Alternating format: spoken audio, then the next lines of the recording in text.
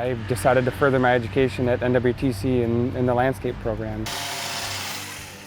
Today we are working on just a little ornamental pruning, shaping up the plants, pruning them, removing any dead branches, diseased branches, or dying branches. The most attractive part about NWTC was, I would have to say, is the botanical gardens. The botanical garden is an awesome learning environment. That whole program is an excellent program, working with a bunch of different graduates from NWTC. We all share a common knowledge, and it definitely is beneficial, and it is functional when you're out in the field, having that knowledge.